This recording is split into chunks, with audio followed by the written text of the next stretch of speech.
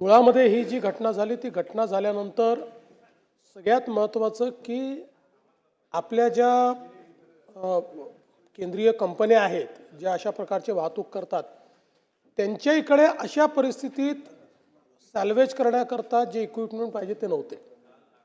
त्यामुळे यातनं आपल्याला एक नक्कीच ही शिक्षा मिळाली किंवा आपल्याला शिकवण मिळाली की अशा प्रकारे जेवढी वाहतूक होते त्या वाहतुकीच्या संदर्भात जर एखादा ॲक्सिडेंट झाला तर त्याला काय केलं पाहिजे याची SOPच नाही आहे.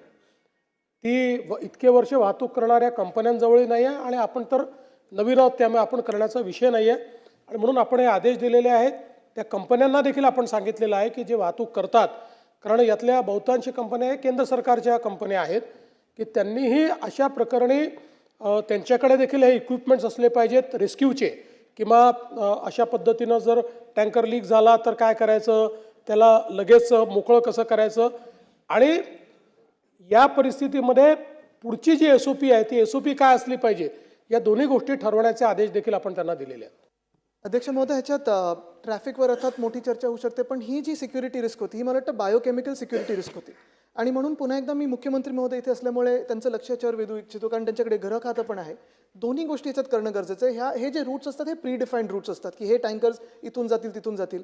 मला वाटतं आमच्या वेळी देखील तो एक जो प्रश्न आला होता की माहूल परिसर असेल किंवा व्हॉलेटाईल लिक्विड्सचा, तेव्हा रस्ते कसे असायला पाहिजेत, जास्ती खड्डे असले तर लिक्विड्स बाउन्स होतात आतल्यात, त्याच्यातून गॅस निघतात किंवा बॉटम फिलिंग करायला लागतं, नायट्रोजन ब्लँकेटिंग करायला लागतं. तर हे जे प्री डिफाईन्ड रूट्स आहेत आणि जे मुख्यमंत्री महोदय सांगत होते की SOPs, मी आपल्याला विनंती करेन की लवकरात लवकर SOP बनवून ह्या प्री डिफाईन्ड रूटवर रस्ता स्मूथ असायला पाहिजे.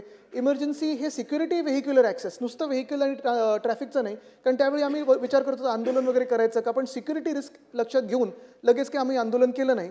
पण प्री डिफाईन्ड रूट्सवर मग बायोकेमिकलचा हॅझर्ड काय आहे, हॅझमॅट व्हेकल आपल्या ह्या ठिकाणी दोन्ही बाजूनी असायला पाहिजेत.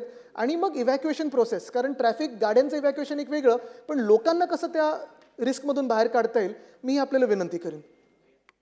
सजेशन फॉर ॲक्शन, निश्चितपणे याच्यावर कारवाई केली जाईल. चला आता पुढे जाऊ.